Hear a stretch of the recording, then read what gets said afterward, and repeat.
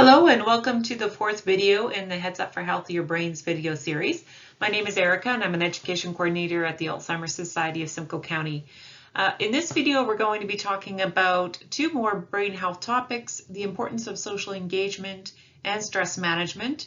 And of course, as I'm recording this, we're in the middle of a lockdown because of the COVID-19 pandemic. So these are two really important topics right now that people are struggling with as we're feeling very isolated and having much higher levels of stress because of different issues that have come out of the pandemic right now. So we're going to talk a little bit more about that in this video. So we're going to start off by talking about the importance of socialization.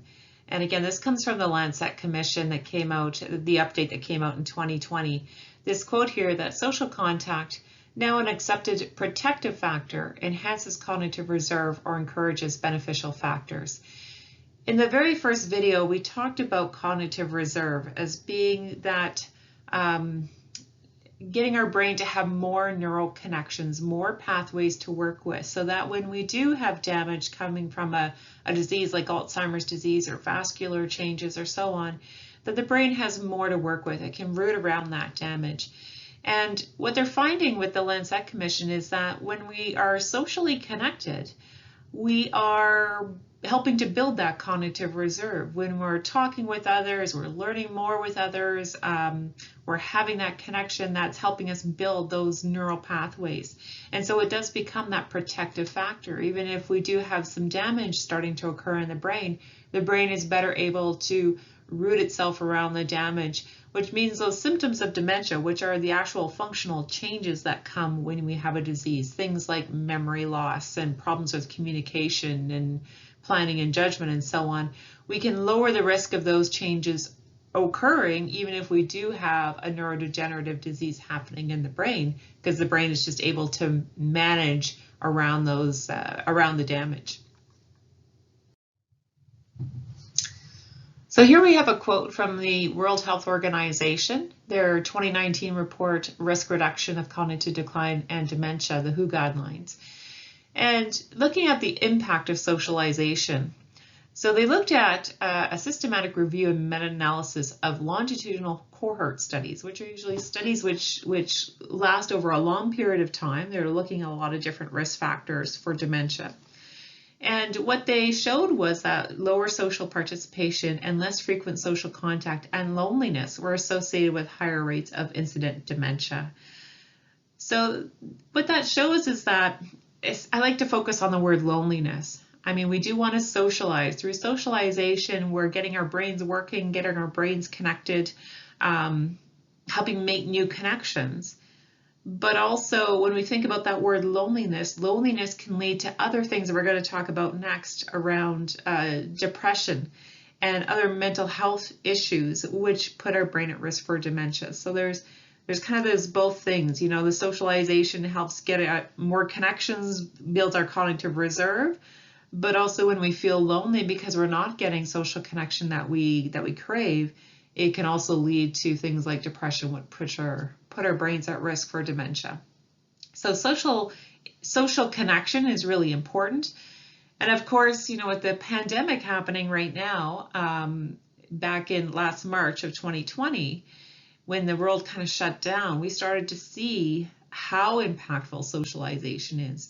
Even before the pandemic shut things down, and we would be doing this course in person with different groups, and we'd talk about the importance of socialization and have some brainstorming around issues around this idea of how do we get socially connected and what are some of the issues around getting socially connected. And people were already saying that there was a lot of barriers. Lots of people were retired and they were feeling that they were not getting the connection that they craved when they're no longer going into the workplace every day. Or maybe they were feeling that, you know, friends and family were starting to die because they were getting into their older years and feeling quite lonely because they were starting to see their social bubble get smaller and smaller. So there were already a lot of issues around this. Oh, transportation being another big one, of course. But now we add the pandemic on top of it, and now we're seeing some real impact of the socialization not just for older adults, though we're certainly seeing that, especially for older adults living in long-term care homes and in retirement homes, but just for the general population, the population in general, really. I mean, I have 2 teenage kids that are really feeling the impact of this socialization because we're told to stay home. And so how do you get connected with people when you can't leave your house? We've had to get very creative. Thank goodness for technology. But when you think about the need to be connected with other people, how can we use that technology to stay connected? And there's lots of great ideas that people have been doing, using things like Zoom and FaceTime and Skype and other types of tools to still talk with friends and family, play games online, cook recipes together online. I mean, there's lots of different ideas, but we've had to be very creative through this, and realizing just how impactful when we are socially isolated, how impactful that is. Now, while we're talking about the importance of socialization, I want to talk a little bit about the connection between hearing loss and dementia risk. In the Lancet Commission reports that came out, one of the surprising risk factors that was identified was hearing loss in midlife that's not corrected. And what they're thinking with this connection is that people, your brain is meant to process information. And when your brain is not getting the information through that auditory information, then it's not getting a chance to process it. So think about people who have some hearing issues, or maybe you do yourself. When you're in a social setting and the importance of socializing and talking with others and building that cognitive reserve and so on, but if your brain's not getting the auditory data to help you make those connections and have those conversations, then your brain is not having the opportunity to build the cognitive reserve. It can lead to more of that social isolation piece. And so, it's important if you do have some hearing loss, or you have a family member or a friend with hearing loss, to encourage them to go and get some hearing aids and to correct that hearing loss, because that will actually reduce the dementia risk by a fair amount. So think back to that Lancet infographic in week 1 that we looked at. There's a fair risk reduction that can happen if that hearing loss is corrected. And this is that hearing loss in midlife primarily. So, if you're in your 40s and you have hearing loss issues and you just kind of, don't do anything to manage it, and you live 20 years not being able to really hear or connect with others, by the time you get to your 60s, it can have caused more damage or put your brain at higher risk for dementia. And here's the evidence to support that from the Lancet Commissions. The first quote here, that a 25-year prospective study of 3,777 people, age 65 and older, found increased dementia incidence in those with self-reported hearing problems, except in those using hearing aids. So when they talk about incidence, it means like how many people get dementia at a certain age level. And the prevalence is like how many people overall have dementia. When you think about incidence, it's how many new people are getting dementia with each age cohort. So they did find that those people that had self-reported hearing problems, if they're using hearing aids, were less likely to develop dementia. And this quote here, that hearing loss might result in cognitive decline through reduced cognitive stimulation. So if you're not getting connected and socializing and having conversations and so on, you're not getting the same kind of cognitive stimulation that leads to that cognitive reserve being built. Right, so I'd like to talk just a little bit about sleep here. If you watch the first video in this series, I didn't show the TED Talk in the video, but I did link the TED Talk to the comments underneath the video. So if you haven't had a chance to watch that TED Talk yet, it's a TED Talk with Lisa Genova. And in that TED Talk, she talks about the importance of sleep, and that it's when we are in deep sleep that our brain goes into maintenance mode. Our brain starts to clean up all the metabolic gunk that's been left behind from all that processing we've done all day long. It repairs our cells and so on. So if we're not getting deep sleep and enough deep sleep, our brain is not able to do the kind of work that it needs to do in order to repair our cells and keep our brain functioning as healthily as it can. So sleep is very, very important, vitally important. This quote here is from the study that was published in the Lancet Neurology in 2014. And just read the quote for you. Sleep disturbances and cognitive impairment are common in older adults. Mounting evidence points to a potential connection between sleep and cognitive function. Findings from observational studies support a role for sleep disturbances, particularly for sleep duration, sleep fragmentation, and sleep disordered breathing in the development of cognitive impairment. So when you're thinking about importance of sleep, and I don't know about you, but as I'm getting older, I'm finding that I don't get the kind of sleep as I did when I was younger. I wake up multiple times during the night, and it's a challenge. Normally when we do this as an in-person class, we have some discussion around what are some of the challenges you're having around getting a good night's sleep. What are some ideas to help manage that, help to foster a better sleep? And there are a number of strategies that we can do to get a better sleep. Probably one of the more important ones in our world of technology is to not use our cell phones and our tablets and our computers just before we go to sleep. Our brains are meant to fit our natural world, which means to be awake in the daytime and asleep in the nighttime. So when it's light outside, our brains are receiving that certain kind of spectrum of light. And then when the sun goes down, our brain starts to make melatonin. And so it's that signal to our brain to switch off and go to sleep. But now we spend most of our days indoors, especially in the middle of winter, or a lot of our time indoors. So we're not getting the same kind of sunlight during the day. And then at night, we have all this artificial light bombarding us. So it's causing our brains to get a little bit mixed up and confused.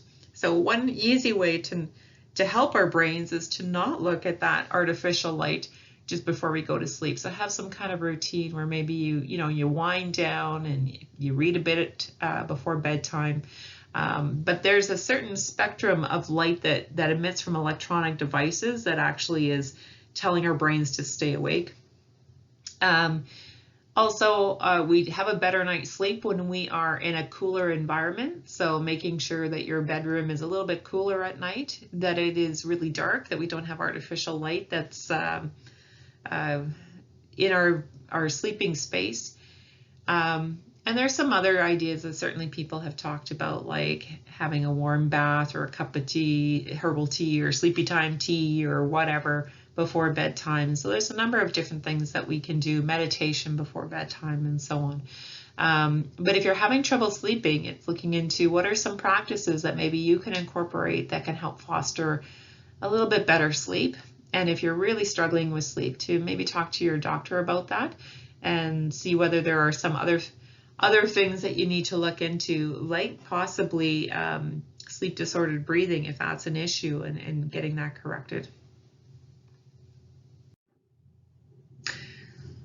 All right, so after we talk about the importance of social engagement and hearing loss and sleep, we're going to talk a bit about stress, depression, and dementia risk.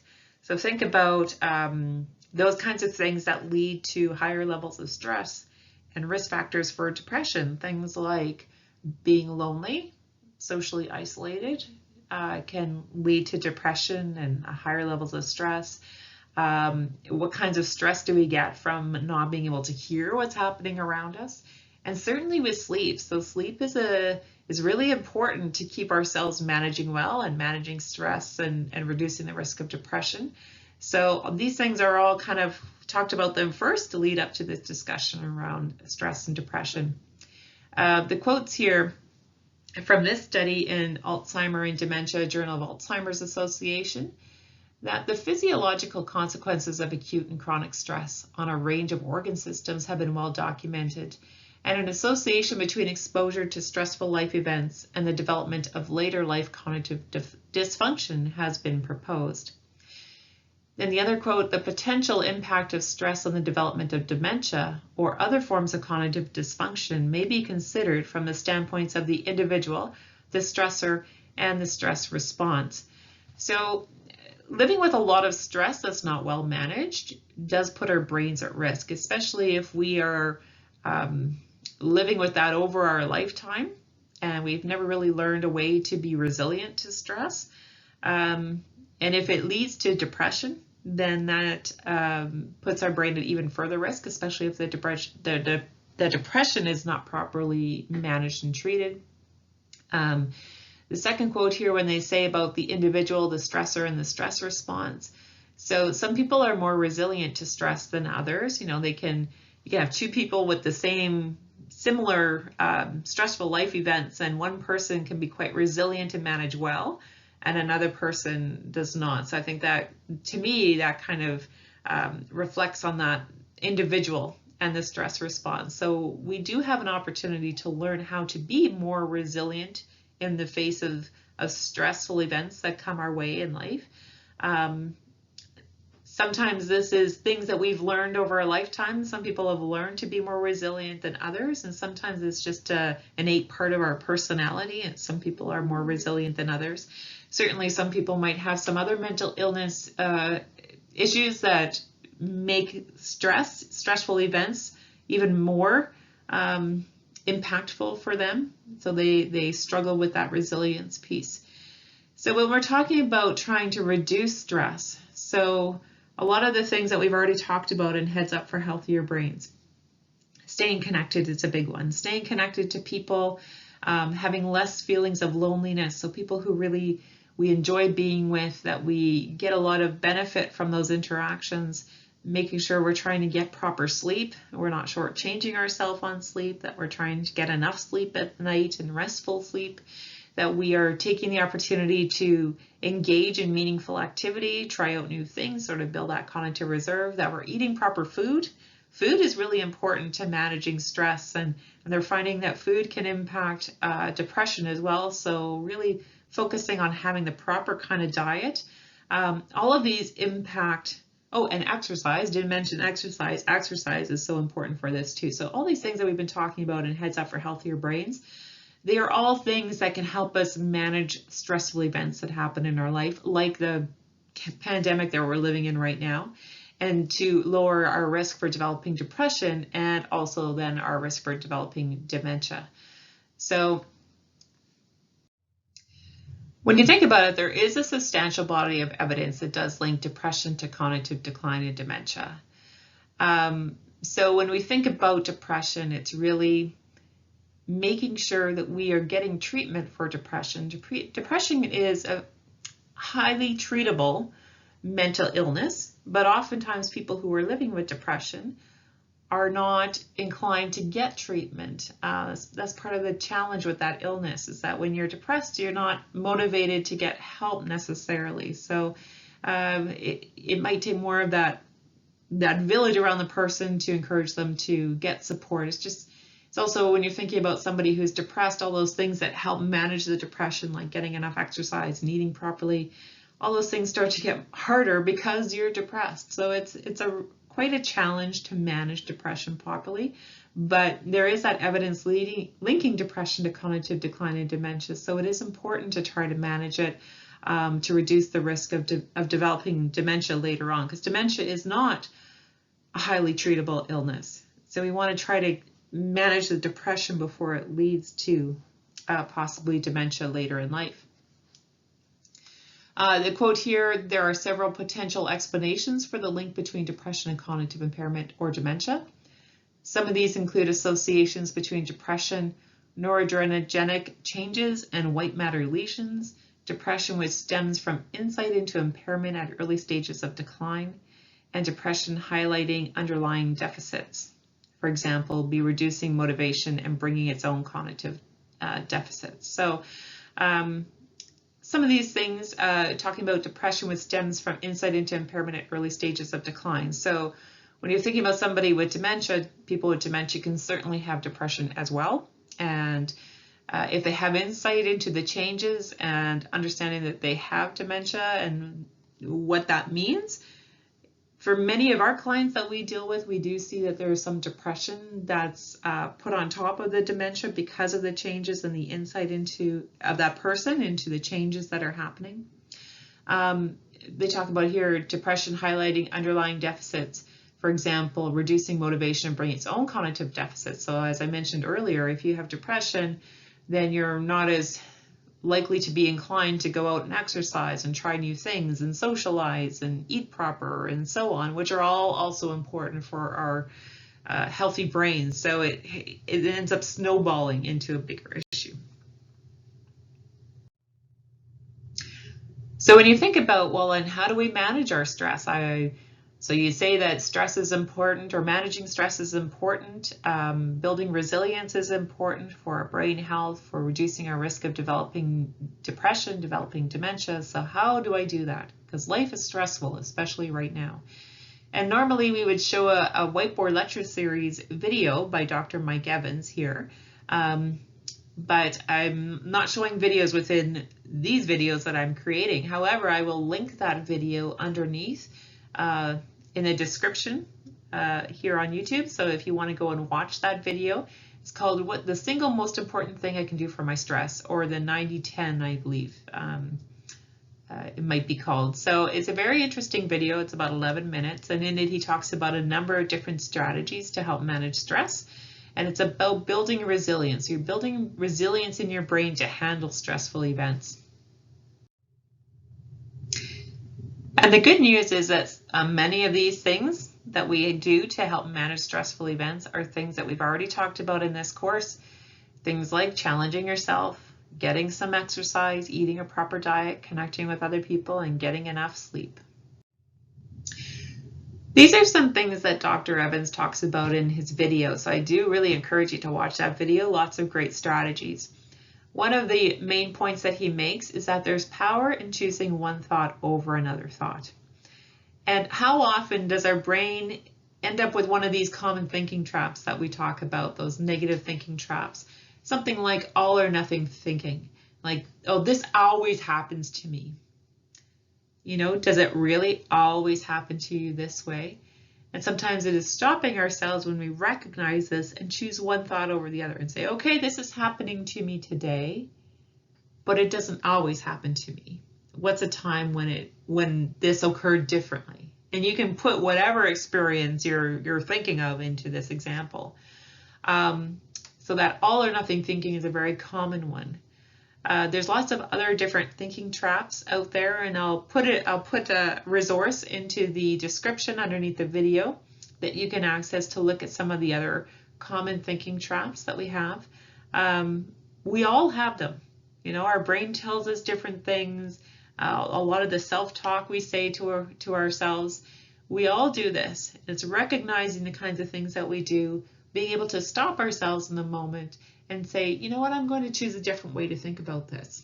And so the power of choosing one thought over the other. And that really helps to build our brain's resiliency to manage stressful events. Another thing Dr. Evans suggests is that sometimes when life gets overwhelming, we need to just focus on the basics. And the basics might be, I will get proper sleep. I will eat a healthy diet. I will get out for a walk every day. I will do my yoga routine. I will do whatever. Just focus on what's basic for you that you know is important for your brain's health. So that's one piece when it gets really overwhelming. And another suggestion he makes is focus your attention on that which you do have control. So sometimes things in life we have no control, and this pandemic is a great example of that. You know, we have our government saying that we're in lockdown. When I'm recording this, we're currently in lockdown here in Ontario, and we don't have control over that. You know, we're being told we need to stay at home as much as we possibly can, unless we're going out for, you know, essential reasons. But I do have some control over other things in my life. Like I might not be able to get out and do the activities that I enjoy doing, but I can focus on trying out some new healthy recipes and cooking some healthy food. I can focus on connecting with friends and family over Zoom and socializing that way. So there are things that I do have control over. So sometimes we need to let go of that which we have no control and focus on what I can do in the moment. Now I want to bring your attention to a really great resource here, and this is the Fountain of Health. And it really talks about positive aging. And the website's here at the bottom of the slide, but I will also link that website in the description underneath the video. And I encourage you to check out their website. They actually do have a web app that helps people think about different areas of their overall health and well-being. A lot of their messages, although not specific to dementia, are about healthy aging. So they do talk a lot about the importance of social engagement and stress management and exercise and so on. A lot of the messages that we've been talking about in these 4 videos are included in the Fountain of Health information. So I do want to just promote their service and have you check them out. And if you want to sign up for the web app and start using that, that would be a great way to start thinking about how to make some changes for the health of your brain, because really it is about brain health, but also healthy aging. Thank you so much for coming with us on this video journey on Heads Up for Healthier Brains. I do hope that you enjoyed the content and are thinking of ways that you can keep your brain healthy, things that you can implement into your life. If you would like to reach out to me at any time, if you have questions or a suggestion for a resource or anything like that, here is my email address and my direct phone number. I will also put that into the description under the video, under this video. Please feel free to reach out to me at any time.